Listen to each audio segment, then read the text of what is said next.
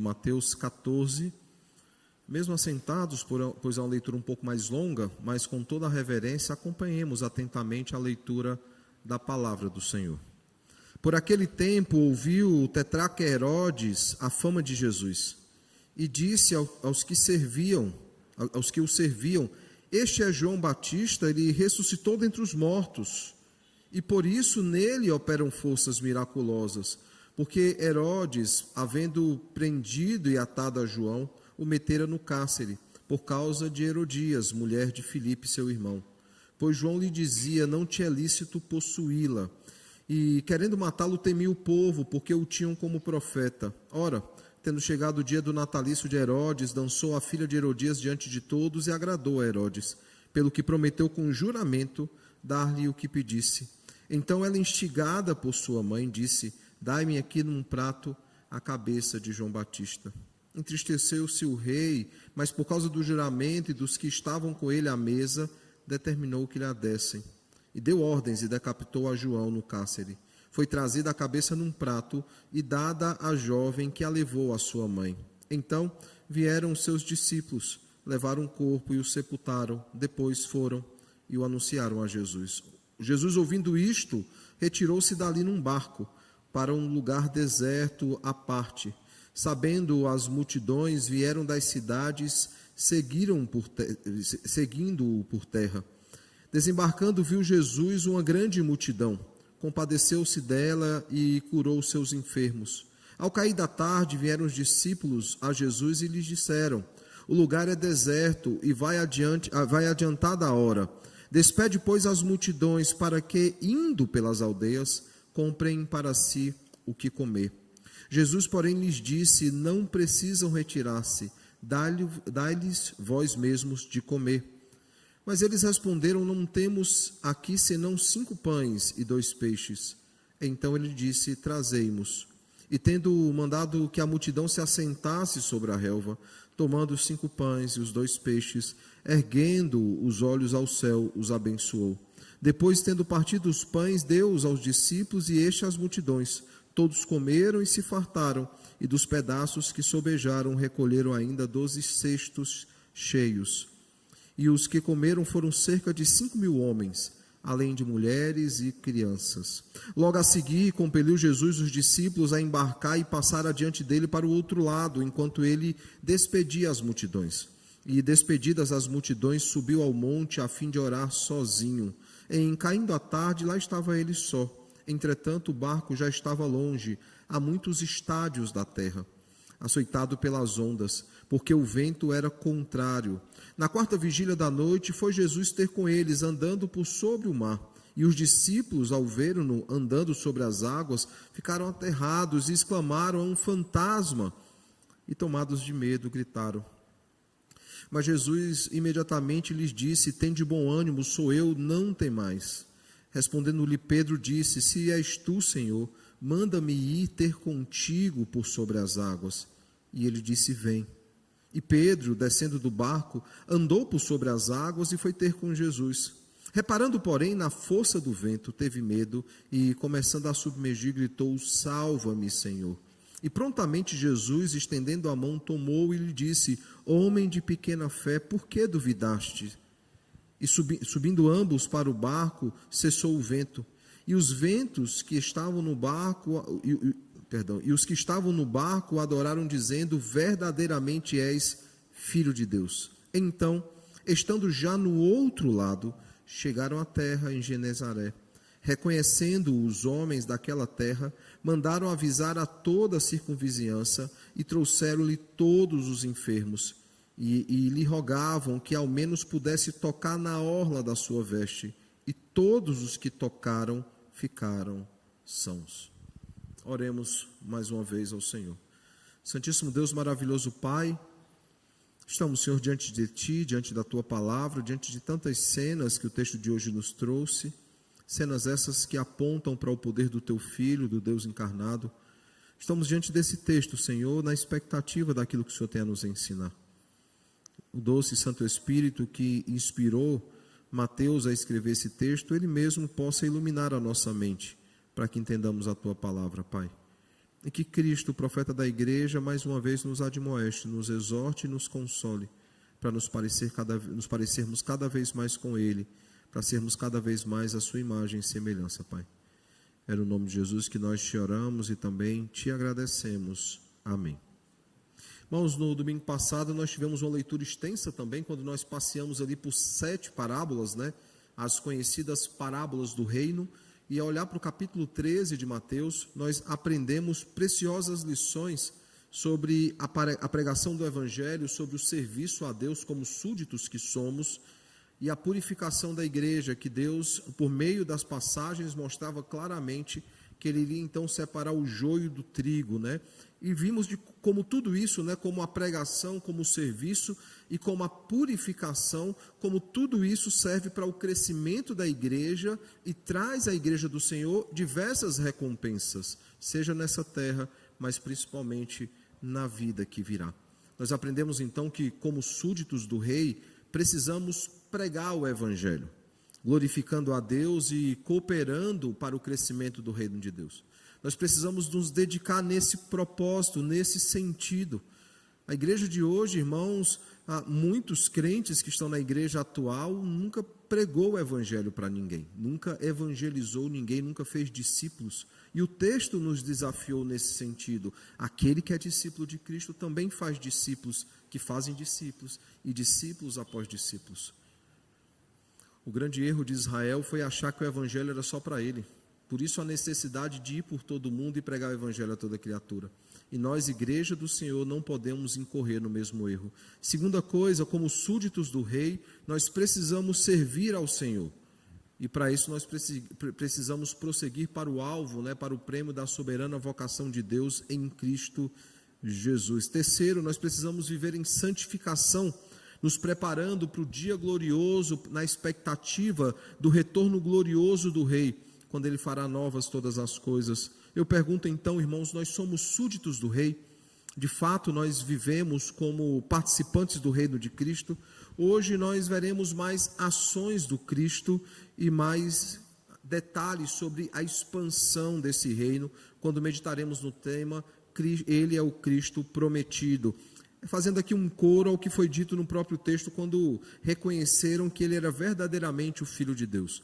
Quando nós olharmos na exposição de hoje, nós perceberemos que essa expressão ela vai se repetindo nos evangelhos, testificando que de fato Ele é o Filho de Deus, o Salvador, o Redentor prometido. Voltando ao texto então, irmãos, nós percebemos que o texto de hoje ele é composto por 4 cenas. Nós somos levados a 4 cenas no texto de hoje. Começamos, claro, com a mais triste de todas, que é a morte de João Batista. Nós vemos aqui como se deu a sua morte, mesmo que de forma muito rápida. Os outros evangelhos sinóticos também exploram essa história, não apenas Mateus, 14, de 1 a 12, mas nós temos também Marcos 6, nós temos Lucas 9, que exploram essa história da morte de João Batista. É interessante perceber que Jesus já havia ouvido que ele estava preso. Lembrem que em Mateus 11, verso 2, os discípulos de João Batista vão ao encontro de Jesus para perguntar se ele seria aquele que foi prometido ou haveria outro. Aqui ele recebe então a notícia dos discípulos esses que ele também já havia encontrado a respeito e conversado a respeito do jejum. Esses discípulos então vão ao encontro de Jesus e anunciam a morte de João Batista. Se olharmos os outros evangelhos sinóticos, Mateus, Marcos, Lucas, esses 3 são sinóticos, se olharmos para os outros evangelhos sinóticos, Marcos e Lucas, nós veremos mais detalhe, especialmente no texto de Marcos, o que é irônico, porque quem já leu Marcos e tem um pouco de familiaridade com o evangelho de Marcos, vai saber que Marcos é o evangelho mais sucinto. Ele tem pressa de contar as histórias, ele não entra em detalhes, mas em relação a João Batista, ele é o mais detalhista. Ele entra em detalhes de como aconteceu a prisão, por que aconteceu a morte. Claro, por já conhecermos a história, ao ouvirmos o relato de Mateus, nós nos lembramos do que aconteceu. Nós nos lembramos por que João Batista foi preso. Aqui ele pincela por cima, fala que Herodias, que era a mulher de Filipe, do irmão de Herodes, mas não explica, por exemplo, que Herodes estava em adultério com a irmã do irmão, com a mulher do irmão. É interessante, irmãos, porque essa passagem de João Batista e da fidelidade de João Batista, lembrando, ele foi preso e ele foi morto porque ele foi fiel à palavra do Senhor. Essa passagem foi usada por Hugh Latimer, um reformador inglês que contrapôs Henrique VIII e acusou Henrique VIII de adultério porque ele tinha feito a mesma coisa que Herodes. E quem não conhece a história, o Latimer, ele pregou sobre a história de Herodes, acusando Henrique VIII então de adultério. Henrique VIII levanta enfurecido e avisa: você tem uma semana para se retratar. Conta a história que Hugo Latimer passou uma semana orando ao Senhor, buscando ao Senhor, perguntando: o que eu devo fazer? Quando chegou finalmente o culto, uma semana depois, quando ele foi novamente expor a palavra do Senhor, conta a história que ele se colocou num púlpito como esse, abriu a Bíblia, enquanto folheava a Bíblia, disse: Latimer, Latimer, você está diante do grande Henrique VIII, o rei da Inglaterra. Ele tem poder de vida e morte contra você, cuidado. E possivelmente Henrique VIII achava que ele ia se retratar. Mas enquanto ele ainda passava as folhas, ele falava: Latimer, Latimer, mas também não se esqueça, você está diante de Deus, o rei de toda a terra. Ele tem poder de vida e morte eterna sobre você. Cuidado com as suas palavras. E ele pregou o mesmo sermão. De forma ainda mais ousada, ele contrapôs o adultério de Henrique VIII. Conta a história que Henrique VIII levantou, disse: Deus seja louvado pelo seu servo tão fiel, e foi embora. Claro, ele não morreu nas mãos do Henrique VIII. Maria sanguinária, Maria Tudor, se encarregou de matá-lo depois. Mas perceba, irmãos, como essa história ela ecoa não somente nos tempos de Jesus, mas durante toda a história. João Batista, ele morreu, pois ele foi fiel ao Senhor. Em Marcos, capítulo 6, verso 20, o próprio Herodes se entristece em matar João, não apenas porque ele temia o povo, mas o relato que é dado em Marcos 6,20 é o seguinte: ele não queria matar João, porque ele considerava João um homem justo e um homem santo. O fato, irmãos, é que o texto nos diz que quando Jesus então soube da morte de João Batista, da morte do seu primo, não podemos esquecer disso, do seu precursor, não podemos esquecer isso, o verso de número 13 diz o seguinte: ele se retirou dali num barco para um lugar deserto. Possivelmente ele precisava ir orar, quebrantar o seu coração, chorar, como ele já havia chorado outras vezes, por exemplo, quando ele sabe da morte de Lázaro, mesmo sabendo que Lázaro seria ressuscitado. Ele se recolhe então, ele queria ficar sozinho, mas as multidões souberam onde ele estava. E ao saberem então onde eles estavam, eles seguiram de várias cidades, seguiram ele por terra e foram ao seu encontro, como o verso 13 nos diz. E nós chegamos então aqui aos feitos maravilhosos de Jesus. Nós chegamos às três outras cenas desse texto. A primeira cena ele é avisado da morte de João Batista. Depois nós teremos outras 3 cenas. A primeira multiplicação, porque há uma outra, a primeira multiplicação dos pães e dos peixes, a mais conhecida. Nós vemos que depois Jesus anda por sobre as águas e faz com que Pedro também ande. E nós temos uma última cena que são as curas finais ali em Genezaré.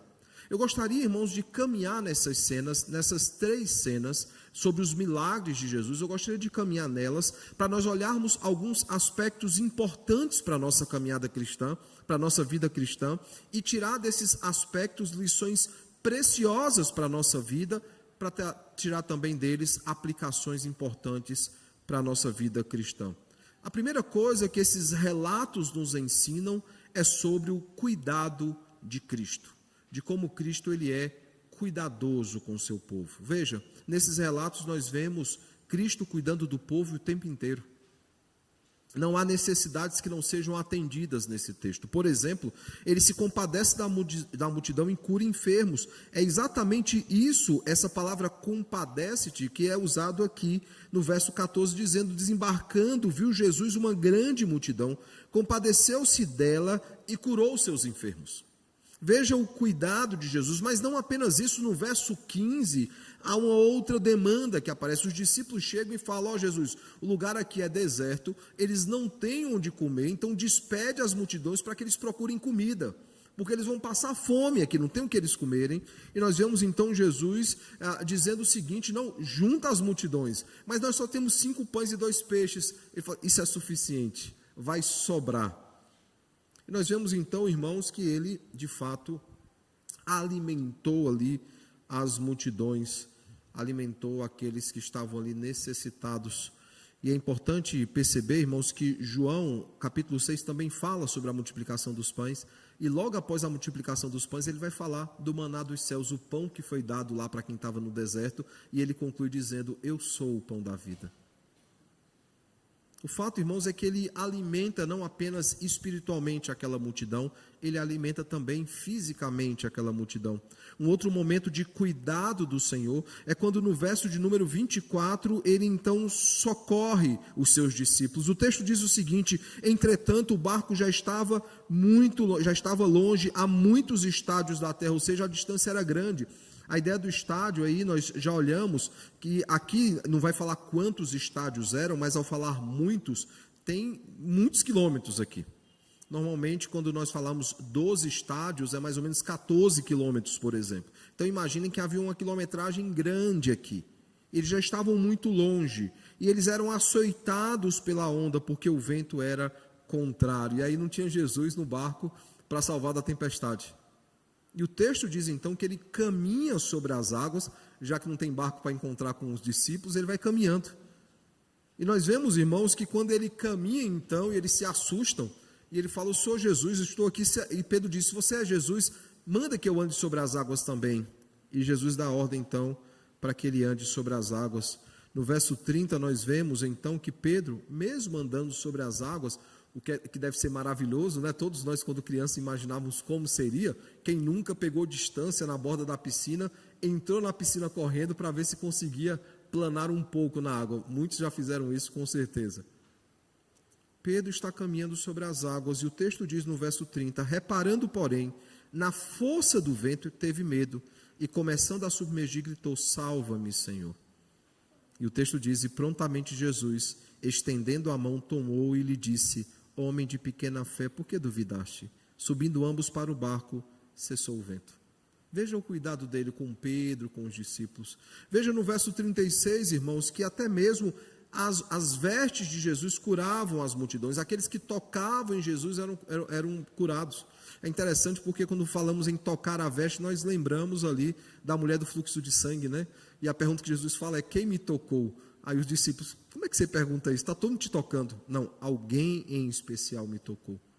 Nós vemos aqui, irmãos, que aqueles que tocavam Jesus eram curados por Jesus. Ele é o nosso sacerdote, ele se compadece de nós, ele se compadece das nossas necessidades e ele cuida das nossas vidas. O texto, ele mostra claramente esse cuidado de Deus para com o seu povo, mostrando que ele é o Cordeiro de Deus, que tira o pecado do mundo. Ele é o bom pastor que dá a vida pelas suas ovelhas, e ele é aquele que cura das nossas enfermidades, sejam elas físicas ou espirituais.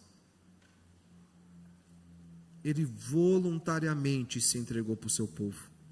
Voluntariamente ele se entregou. Ele falou assim: ninguém tem autoridade para tomar a minha vida. Eu a dou e eu vou reavê-la, porque eu tenho um poder recebido do alto para isso. Espontaneamente eu me entrego. Quando Pilatos acha que tem alguma autoridade sobre Jesus e diz: eu posso te livrar, e se você não teria essa autoridade se não tivesse sido dada? Ele voluntariamente se entregou. Deus voluntariamente se pôs em aliança, porque ele cuida, ele zela pelo seu povo. A segunda coisa que esse texto então afirma para todos nós, não é apenas sobre o cuidado de Cristo, mas a confiança em Cristo. Esse aspecto está muito claro, irmãos, e bem presente aqui. E sim, assim como no sermão passado eu fiz pontos na letra P, hoje eu farei pontos na letra C, tá? Primeiro é o cuidado, o segundo é a confiança em Cristo. Esses relatos, irmãos, nos mostram a importância de confiarmos em Cristo, de confiarmos que de fato Ele é o Filho de Deus, que Ele é também Deus, Ele faz parte da Trindade, Ele é o Cordeiro prometido e Ele cuida das nossas vidas. Ele cuida de cada pequeno detalhe, nós precisamos confiar nisso, seja para suprir a falta de alimento, como a multidão aqui foi suprida. quando ele multiplicou os pães e os peixes. Vejam, irmãos, foram cerca de 5.000 homens, a típica numeração judaica, 5.000 homens, fora mulheres e crianças. Era muita gente, era muita gente. Aqui ele está contando, quando fala em homens, todos os homens que tinham de 12 para cima. Era a forma como o judeu tratava, né? De 12 para cima, a partir do bar mitzvah, já era um adulto, já se casava, já tinha filhos. E além disso também eram mulheres e crianças. Todos foram alimentados pelo Senhor e ainda sobrou muita comida. 12 cestos. Todos os evangelhos chegam a esse número, 12 cestos. É uma informação fidedigna, porque todos reproduzem o mesmo número, não havia discussão entre os evangelistas. Eu digo isso porque há alguns detalhes, onde o evangelista diz que Jesus foi visto entrando na cidade, depois saindo, outro diz que ele, na verdade, ele estava saindo da cidade. Isso vai depender da perspectiva, se a pessoa está fora ou dentro da cidade. Para dizer se ele estava entrando ou ele saindo. Isso na manuscritologia, até mesmo aqueles que tratam, que são da área do direito, vão perceber que um testemunho que é muito parecido, ele é estranho. Se as pessoas contam exatamente a mesma história, a história foi combinada. Mas aqui todos os evangelistas são precisos, dizendo o seguinte: foram 12 cestos que sobraram, com muita comida. Lembrando, irmãos, o lugar é deserto, não tinha onde eles comerem. Eles comeram e se fartaram, e ainda sobrou 12 cestos. Tamanha a comida que Deus, o banquete que Cristo providenciou para o seu povo. Nós devemos confiar nesse Cristo que supre as nossas necessidades espirituais. Esse Cristo, irmãos, que quando mandou Pedro andar sobre as águas, ele andou sobre as águas. Enquanto Pedro confiou, ele andou.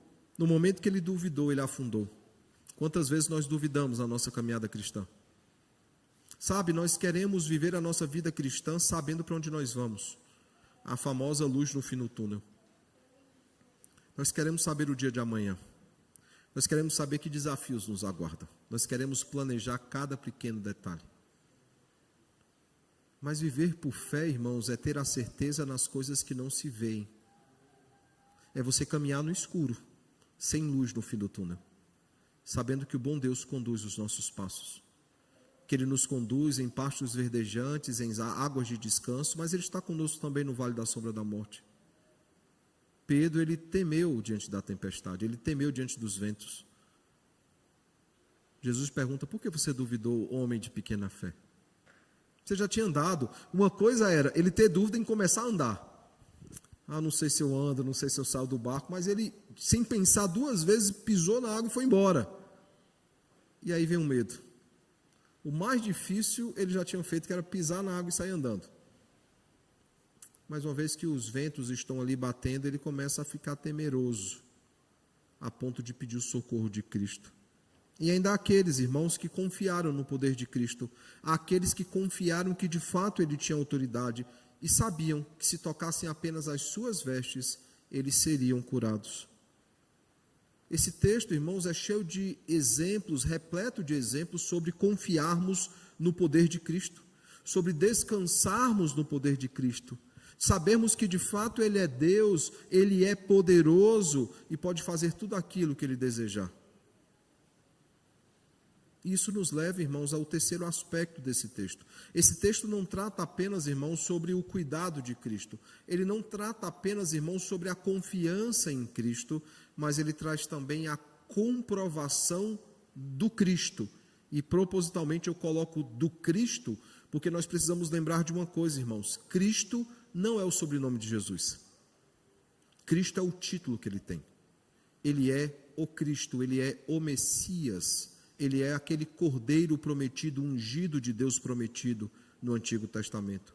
E todos esses relatos servem para comprovar que Jesus é o Cristo prometido, o Messias prometido, o Yeshua HaMashiach, né? Jesus Messias do Antigo Testamento. Na primeira multiplicação, os homens afirmaram, e é interessante porque eu disse que essa afirmação se repetia nas Escrituras, em João 6, verso 14, quando é feita ali a multiplicação dos pães e dos peixes, é dito o seguinte das multidões: este é verdadeiramente o profeta que devia vir ao mundo. E ao falar sobre profeta, eles não estão dizendo que é qualquer profeta, mas o profeta, aquele que viria para falar da parte de Deus. Não é qualquer profeta, irmãos, tanto que eles queriam, no verso 15 de João 6, eles queriam proclamar Jesus rei dos judeus. E Jesus, ele se desvencilha da multidão porque não era o momento, não havia chegado a hora. Mas havia o desejo da multidão de proclamá-lo rei de Israel, porque ele era verdadeiramente o Filho de Deus. Os discípulos, irmãos, depois de presenciarem Jesus andando por sobre as águas, e não apenas isso, dando autoridade para que Pedro andasse também, e depois resgatando Pedro para que ele não afundasse, esses discípulos afirmaram o seguinte: verdadeiramente és o Filho de Deus. Percebam que todos comprovam que ele era o Cristo. Marcos, quando registra a cena, diz o seguinte: ficaram entre si atônitos, porque não haviam compreendido o milagre dos pães, antes o seu coração estava endurecido. Mas ao ver Jesus andando por sobre as águas, eles finalmente foram convencidos. É interessante, irmãos, falando em Marcos, porque Marcos se constrói em cima da seguinte pergunta: quem é este? Quem é este que ouve pensamentos? Quem é este que cura paralítico? Quem é esse que perdoa pecados? Quem é esse que acalma a tempestade? Que até as tempestades obedecem? E a resposta virá, não apenas nessas frases que são ditas durante os evangelhos, mas pelo centurião na crucificação de Jesus, quando ele diz: este era verdadeiramente o Filho de Deus. O fato, irmãos, é que todos esses aspectos apontam para a natureza divina de Cristo. João, no final do evangelho, diz: eu teria muitos outros milagres para registrar, eu registrei apenas estes, para que se comprovasse que Cristo é o Filho de Deus, ele é o Cristo prometido. Poderia registrar todos, mas as bibliotecas do mundo não caberiam tantos livros. Aqui nós vemos que em poucos milagres, ele é reconhecido pela multidão e pelos próprios discípulos como Filho de Deus. E eu nem falei dos milagres ali em Genezaré, porque aí daria muito mais coisas para nós falarmos essa noite. Mas o fato, irmãos, é que eles confiavam tanto em Cristo que eles sabiam que se pelo menos pudessem tocar as suas vestes, a orla das suas vestes, eles ficariam curados. E o texto diz que todos os que tocaram ficaram sãos. Todos os relatos, irmãos, comprovam que Jesus, ele é o Cristo prometido. Todos os relatos.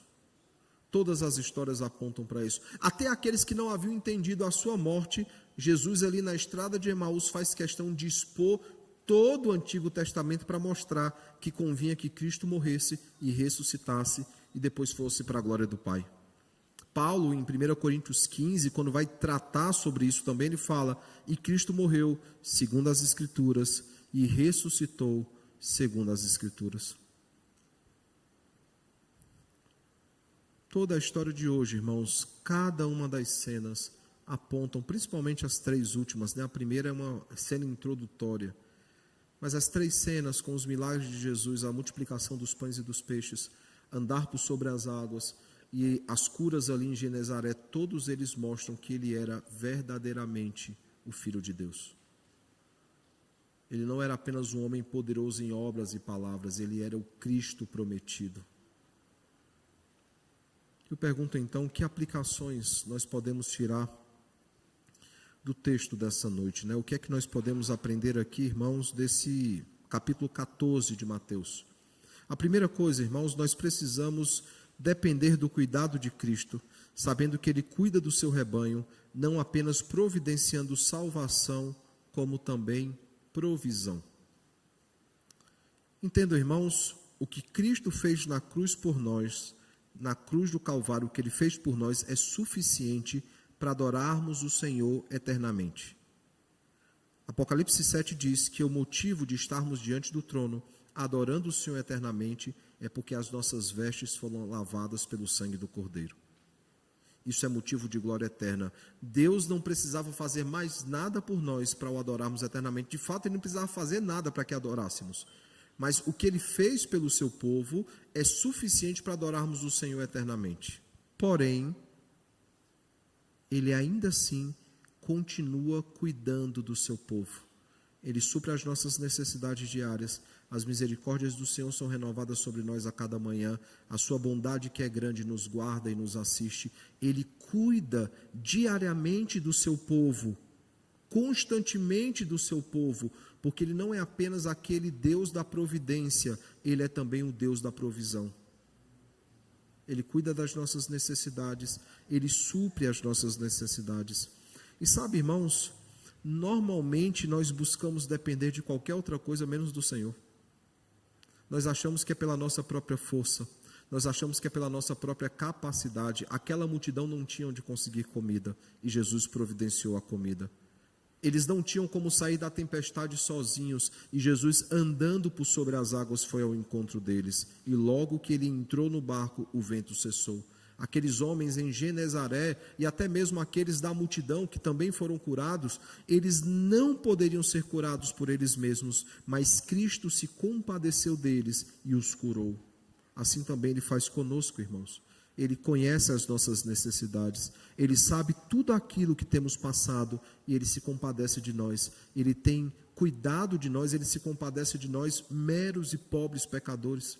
Mesmo diante da rebeldia ainda do nosso coração, mesmo diante das batalhas que nós travamos ainda com o Senhor, em muitos momentos nós desobedecemos a Deus, em muitos momentos somos rebeldes contra o Senhor, mas ainda assim Ele cuida de nós, Ele cuida do seu povo, Ele cuida das nossas necessidades. Por isso nós precisamos depender totalmente do seu cuidado. Segunda coisa, nós precisamos, irmãos, confiar no poder de Cristo, esse Cristo que nos salvou com mão poderosa, que nos livrou da condenação eterna, nos garantindo a salvação. Precisamos confiar no seu poder, precisamos confiar no seu agir.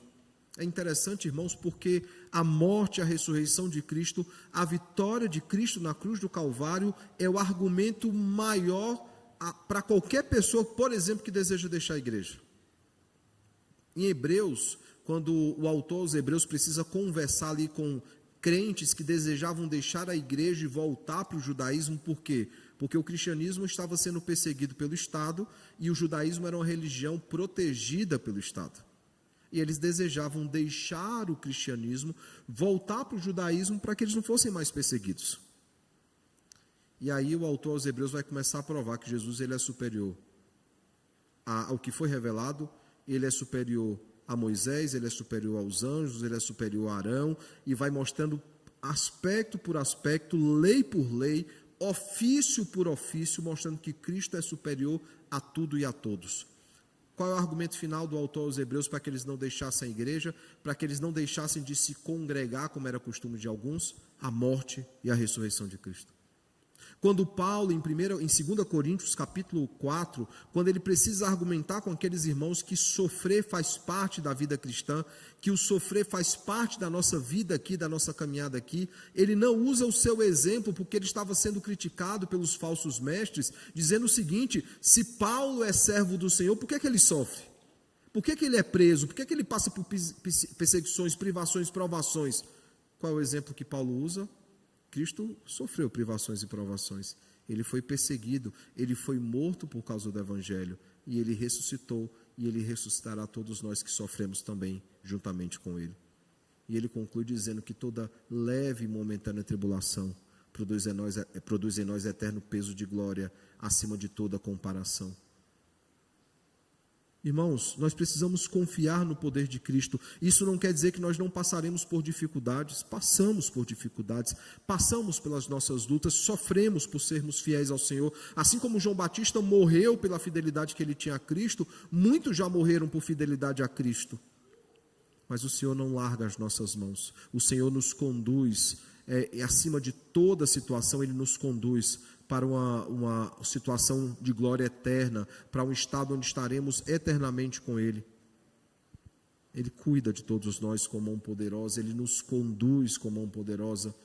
Não há condenação para aqueles que estão em Cristo Jesus, porque Ele é poderoso para cumprir aquilo que Ele prometeu. Por isso nós precisamos, irmãos, confiar no poder de Cristo. Estamos passando por dificuldades, achamos que vamos afundar no mar. Confiemos no poder de Cristo, confiemos que Ele nos sustenta e Ele nos conduz. Tantas vezes, irmãos, nós fraquejamos na fé, Assim como Pedro afundou ali, naufragou, nós naufragamos. E a pergunta feita a Pedro ecoa nas nossas mentes: por que duvidamos, homens e mulheres de pequena fé? Nós precisamos confiar em Cristo, nós precisamos descansar o nosso coração em Cristo. Primeira coisa, então, nós precisamos depender do cuidado de Cristo. Segundo, nós precisamos confiar no poder de Cristo. Terceiro, nós precisamos, irmãos, testemunhar de Cristo, falando para todos quem Ele é, o que Ele fez pelo seu povo, que de fato Ele é o Filho de Deus. Sabe, irmãos, essa é talvez a grande questão desse texto, porque todos nós buscamos depender do Senhor, todos nós buscamos confiar em Cristo. Mas o fato, irmãos, é que a igreja atual, eu não me refiro à aliança especificamente, eu me refiro à igreja de Cristo nos nossos dias, está muito ocupada para testemunhar sobre Cristo. Ou talvez esteja muito desatenta sobre isso. Aqui em São Paulo o tempo voa, né? Quando menos percebe, o dia acabou. Mas, irmãos, nós podemos separar 20 minutos, 30 minutos para falar de Cristo para alguém.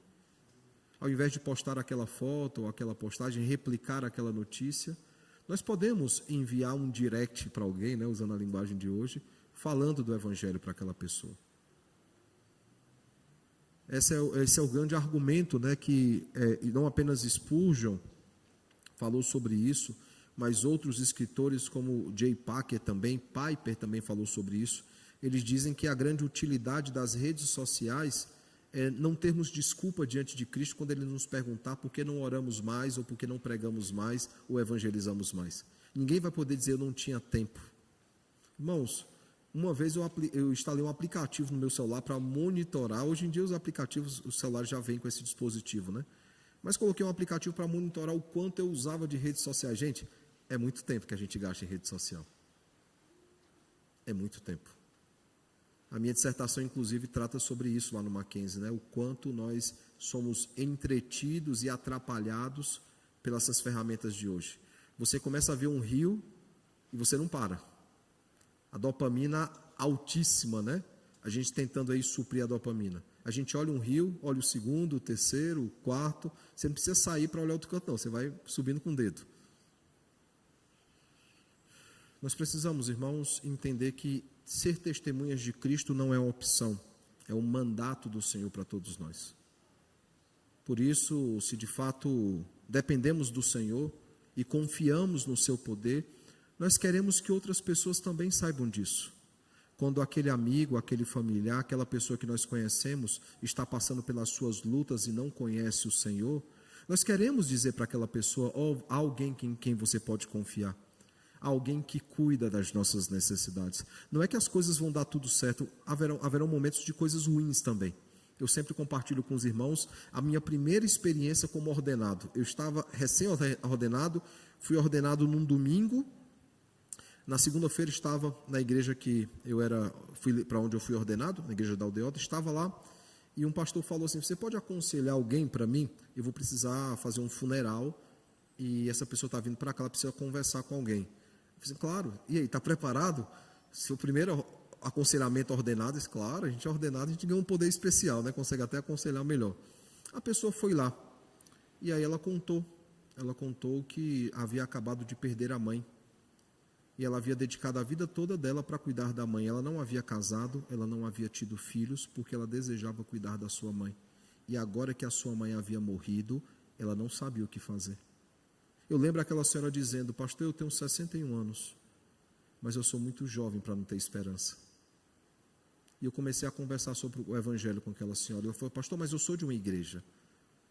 Eu sou de uma igreja. E o meu pastor falou que se eu aceitasse a Cristo, ia dar tudo certo na minha vida. Nada de errado aconteceria. E agora eu estou nesse dilema. O que fazer agora, onde tudo está dando errado? E aí eu tive que pregar o Evangelho para aquela senhora, que o Evangelho não é certeza de coisas boas nessa vida, mas da melhor coisa que existe na vida eterna. E comecei a pregar o Evangelho dizendo: nós teremos lutas, nós teremos dificuldades, muitas vezes podemos até ser derrotados, mas Cristo estará do nosso lado para nos reerguer. E comecei a pregar o Evangelho para aquela pessoa. Aquela senhora entendeu, irmãos, que este mundo jaz no maligno. Aquela senhora entendeu que esse mundo tem dificuldades, mas que em Cristo ela encontrava refúgio, descanso eterno. Nós precisamos testemunhar isso para outras pessoas, principalmente nos dias que nós vivemos, onde há tantas pessoas ansiosas, depressivas, estressadas, né? Os 3 grandes males do século 21. Nós precisamos dizer que há esperança para elas, que há uma esperança eterna, que é Cristo Jesus. Eu pergunto então, irmãos, nós cremos em Cristo? Nós cremos que de fato que Jesus ele é o Cristo prometido? Que o bom e eterno Deus, irmãos, nos ajude a depender totalmente do Senhor, a depender totalmente do cuidado de Cristo. Que Ele nos ajude, irmãos, a confiar sempre no seu poder e sempre testemunhar sobre Ele para todas as pessoas que estão ao nosso redor. Claro, irmãos, se nós não dependermos de Cristo e se nós não confiamos em Cristo, nós não teremos o que dizer para as outras pessoas. Elas nos farão perguntas com as suas dúvidas e colocarão dúvidas no nosso coração. Mas se de fato, irmãos, vivemos diante do Senhor, se de fato somos dele, dependendo e confiando nele todos os dias, nós teremos o que dizer para as outras pessoas. Que o Senhor nos ajude a sermos testemunhas fiéis de Cristo. Que o Senhor nos ajude, irmãos, a lidar com as dificuldades dessa vida, confiando e dependendo totalmente do Senhor. Não é fácil, irmãos. Não é fácil. Não estou aqui dizendo que é a coisa mais simples do mundo, mas é a coisa mais segura. Não há local mais seguro do que estar nos pés de Cristo. Não há lugar mais seguro do que depender totalmente do Senhor. Que Ele nos ajude, irmãos, a de fato crermos que Ele é o Cristo, que Ele nos ajude a dependermos e confiarmos nele sempre, cada dia mais, testemunhando sobre Ele para aqueles que estão ao nosso redor.